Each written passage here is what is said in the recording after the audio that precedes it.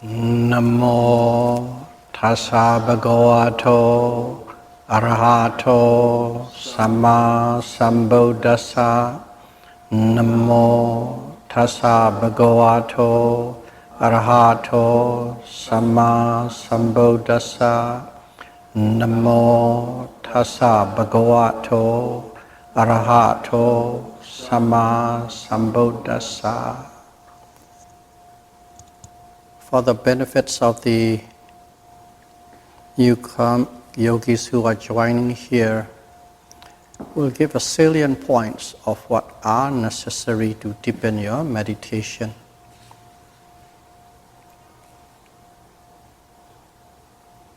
Number one is one has to incline the mind to the cessation or the ending of phenomenon. In other words, you must incline your mind to see the ending of the object, whether physical or mental, that is arising at the present moment. Not simply knowing the object. You have to put a little extra effort to see when it disappears, the end. That's one. Number two, one must practice this mindfulness insight meditation with seriousness, not casually, and also respectfully. Number two.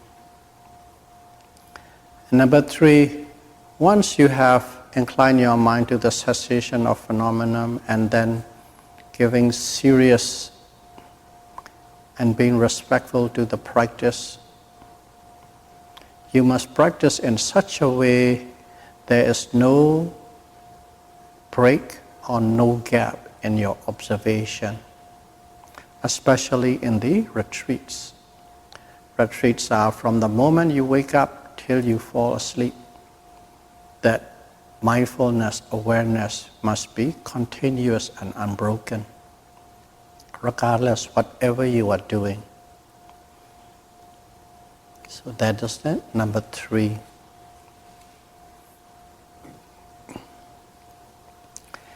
And number four, we dealt quite in detail.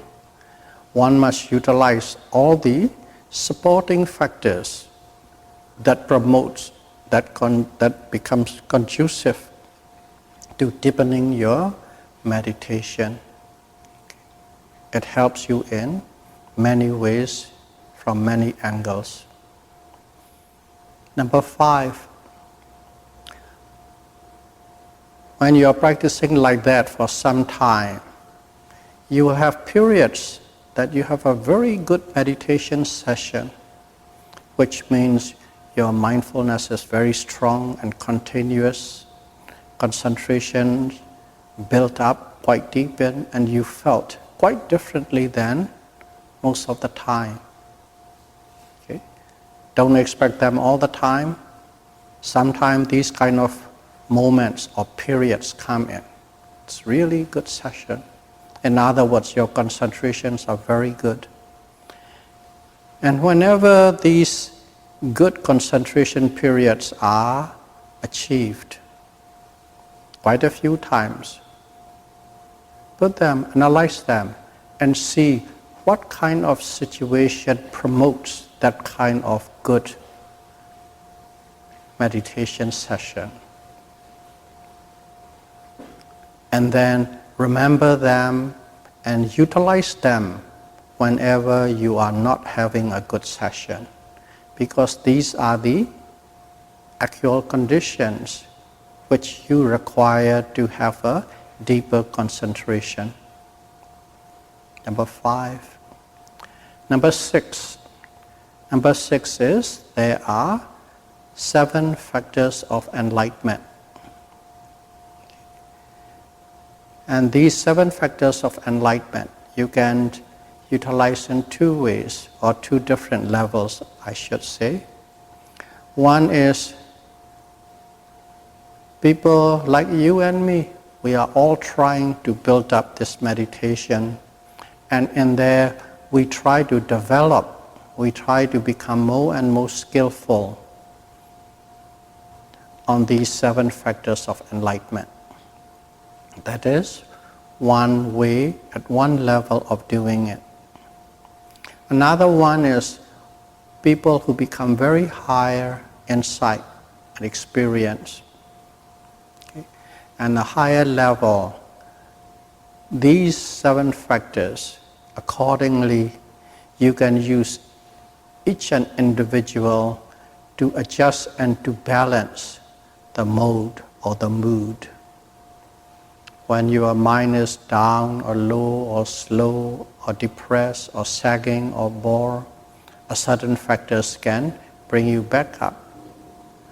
When your minds become quite deep, okay, then you can pull it up.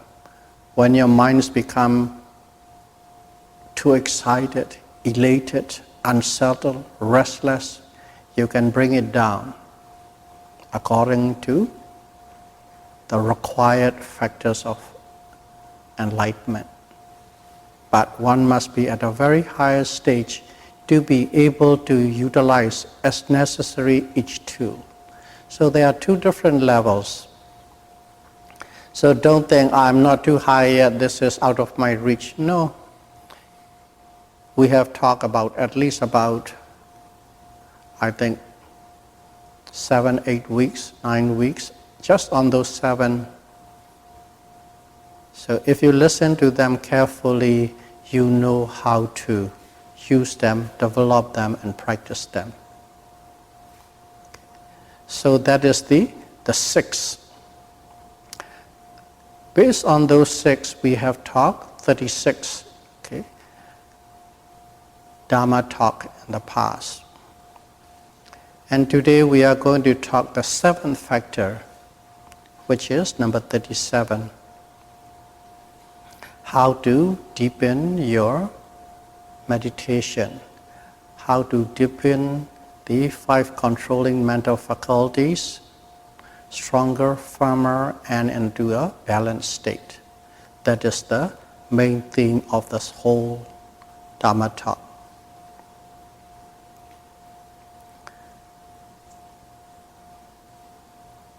So in here, according to the scripture, one line is, one must practice giving no regards to the limb or the life. So just that sentence itself is self-explanatory. You're practicing, and to succeed in this practice, you're willing to give up a limb, a hand, a leg, or whatever part of your body. They might drop, they might get rotten, or whatever. You're willing to sacrifice that. And not only that part of the body, even necessary, even you're willing to give up your life for this practice to succeed. That kind of a attitude. So in other words, one word is determination, aditana. Okay. You are so determined, you become unmovable, unwavering. Okay. Unwavering commitment to the practice. That's what it means. So whenever we all try to achieve something, whatever that is, achieve something that is worthwhile, that is valuable, that is important to you. Okay? You don't get it quite easily. You don't get it free. There's no free lunch for those kind of things. To put it bluntly, if you want those things, there are some things that one needs to sacrifice. Without the sacrifice, you cannot succeed that kind of a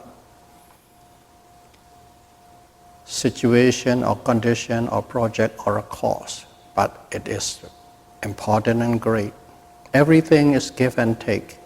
If you want something that badly, there are things that you need to sacrifice to achieve that. So that is the point that is making. If you want to be totally liberated from the mental defilements and totally escape the physical and mental suffering in which one experienced in the rounds of samsara, in the cycle of life and death and life and death. Okay. So that is a big objective or something that you want to attain, not ordinary. Okay. To become a millionaire is a lot easier, but to be totally liberated from the physical and mental suffering for good, and to uproot it, the mental defilements, kilesa, lobha, dosa, moha, greed, anger, and delusion. That is the greatest objective one can face or one can wish to attain. To attain something like that, you cannot just casually do. There must be a lot of sacrifices you have to go through. Without those sacrifices, I don't think one can attain it. In the scripture, it doesn't represent that way. I'm presenting it this way. Sacrifice. It's just simply, some of you have been to the residential retreat. Okay. Let's say there's a Easter weekend, 5 days. When the Easter weekend comes, what do? We all have jobs and we get friends, we get families, we go out here, we go out there, we hike up here, and we have all the plans we planned up. Okay. Fun thing to do. I have to take a break from my work, from my job. That's what we are doing. That kind of a thing. And that is the norm for this world. We all are. And this is a great thing, to take a break, to take away from the stress. Okay. Under that condition, one decided, instead of having all these fun things planned and doing with friends and families, to have fun, you decided to go on a retreat, okay, residential retreat. First and foremost, you sacrifice what 99.999% say fun, anti-stress, okay, taking a break. You sacrificed that already. And number two, you came to the retreat. In the retreat, you have to get up at 4 o'clock. You sleep at 10 o'clock. You sacrifice your sleep. Not only that, you sacrifice your comfortable, luxurious cushion bed. It's a very hard bed. And you all share a room with 2, 3, 4 people. That's a sacrifice. And then you only eat 2 meals. There's a sacrifice. You sacrifice that. And also, you give up all the music, all the television, all the talking, all the socializing. See? Even just on the little residential retreat, monthly retreat, so many things that most of the people consider it's a great, relaxing thing, anti-stress things, pleasurable thing, fun things. You sacrifice those things and you come and do it. So just to have this monthly retreat, there's a lot of sacrifice, which is very obvious to us. Okay. That's why I said, if you want something worthwhile, you must sacrifice. And when you sacrifice that and you practice because you believe in this method And you have already experienced something already. Some of you have, some are a lot higher than the other, some are just starting. Without sacrificing, of course, at this level, we consider these as a sacrifice. At a higher level, all these fun things that we consider that we want to do, we begin to look at as distraction. See, it is just the level where you are. But at this level, this is what you're sacrificing. And then, higher level, if you want to go farther than that, what happened? You renounce. You renounce your job, you renounce your social life, you renounce your family, and become a hermit. There, you can call it sacrificed. Okay? But depending on from which angle you are looking at, viewing it. You become a hermit, you become a monk, or you become a nun, and you practice. In other words, you are totally committed to it. You sacrifice all these social things that we consider fun, family and friends. You go into seclusion. It sounds very harsh, but one who is going into seclusion has its own happiness. Seclusion has its own peace.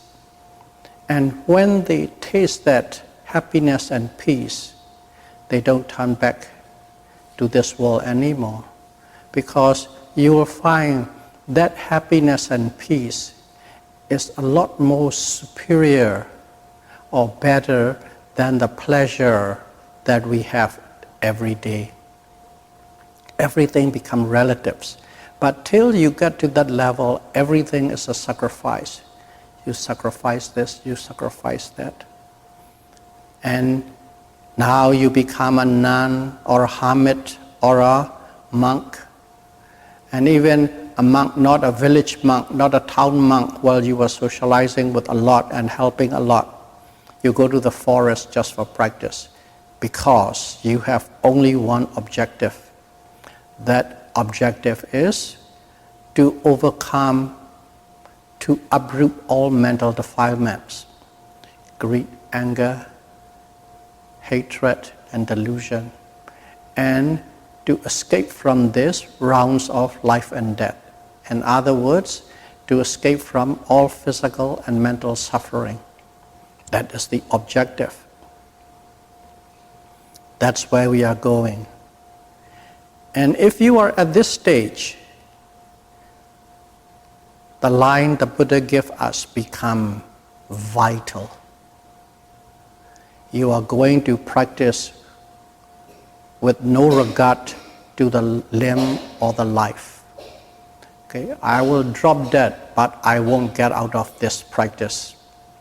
That kind of determination, that kind of commitment is absolutely necessary if your objective is to escape from this rounds of life and death samsara.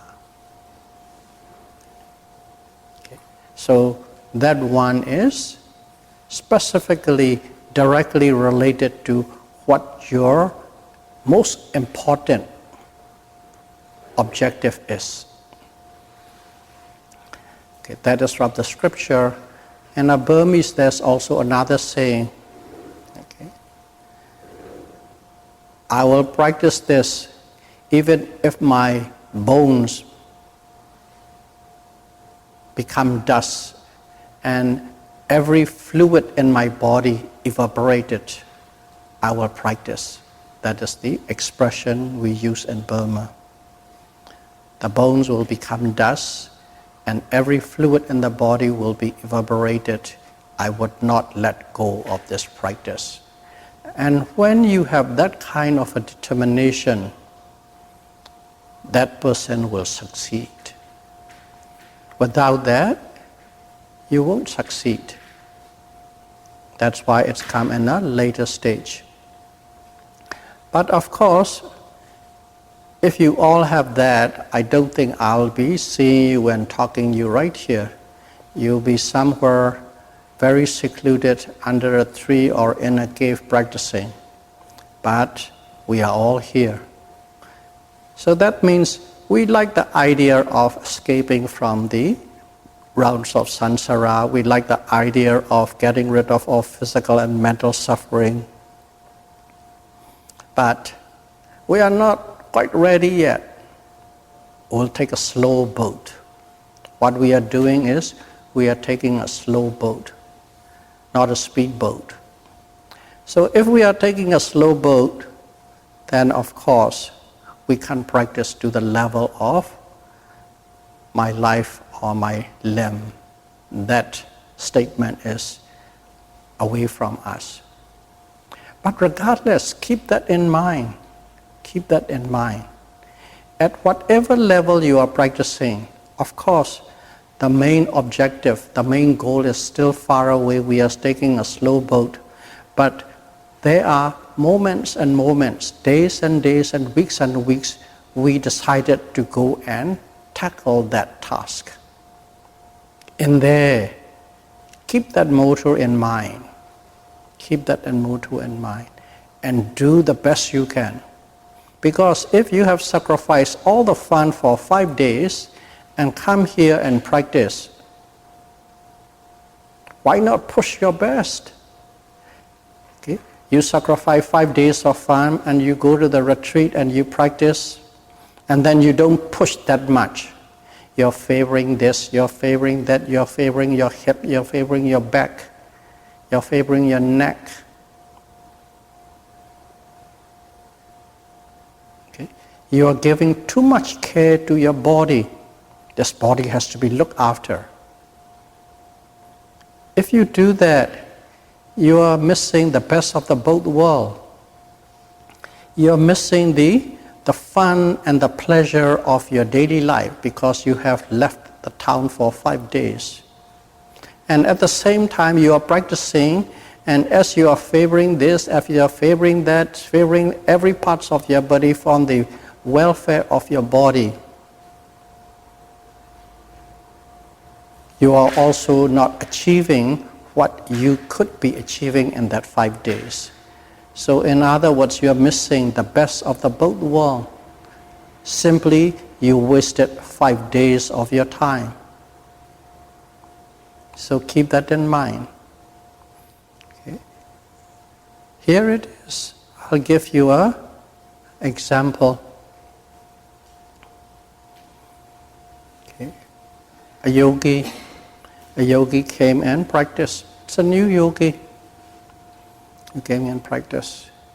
As it is new yogi, we all know we have quite a great aversion towards pain or great difficulty to deal with the pain.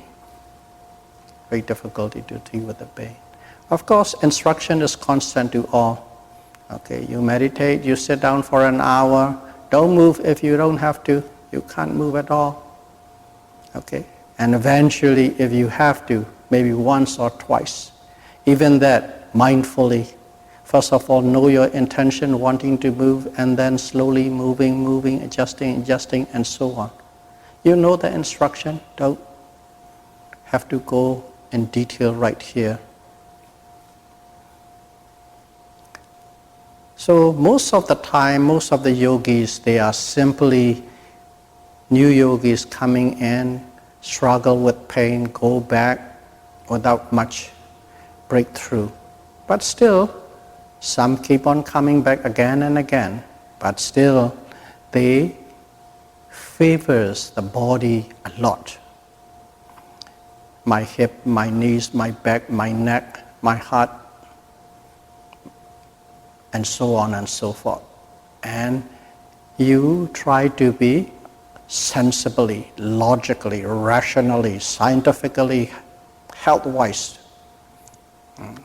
I will do this way, I will do that way, the best that you can.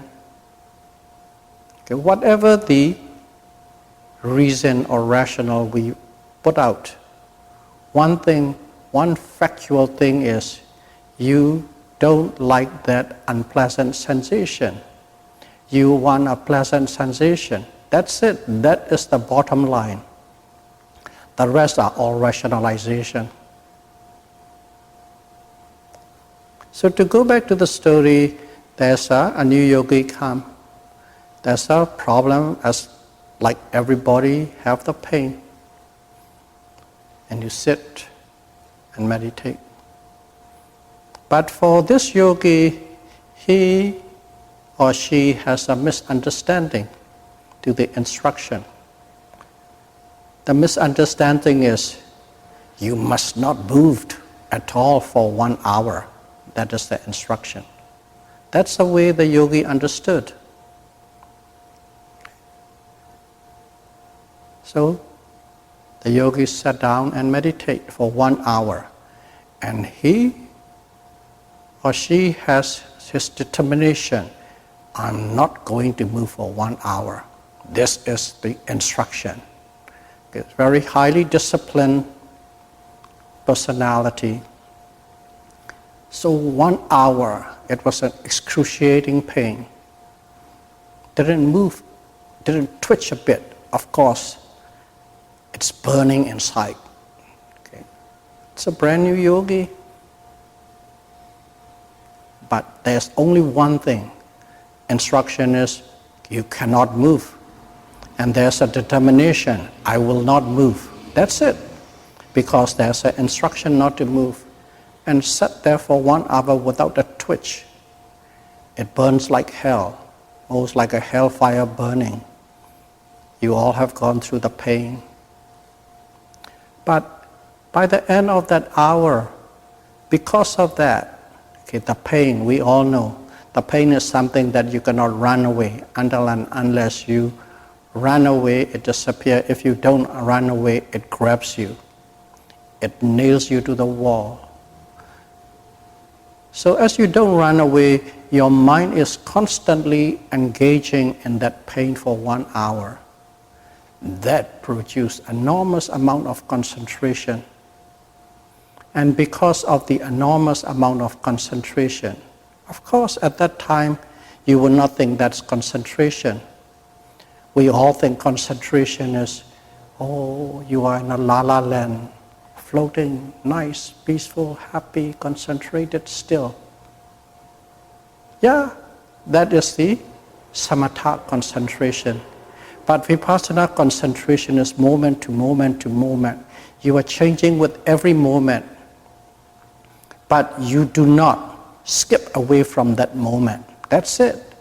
As you don't skip from any moment, moments to moment to moment, so that awareness, that observation, that mindfulness is continuous, unbroken, no gap. Not a wind can blow through between.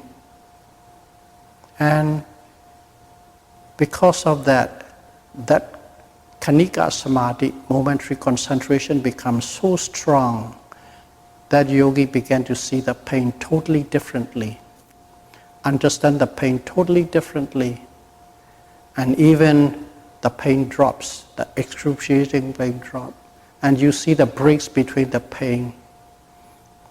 And eventually, right after the pain, you feel a peace that the yogi hasn't experienced before.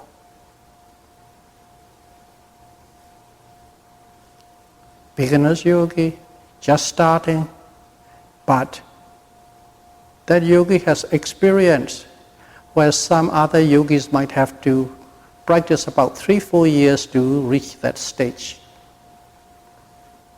Why? Determination. I will not move. But the key thing is, the yogi believes that it is the instruction must not move, and he simply follow it. Instructions say must not move. Try not to move if you have to once or twice.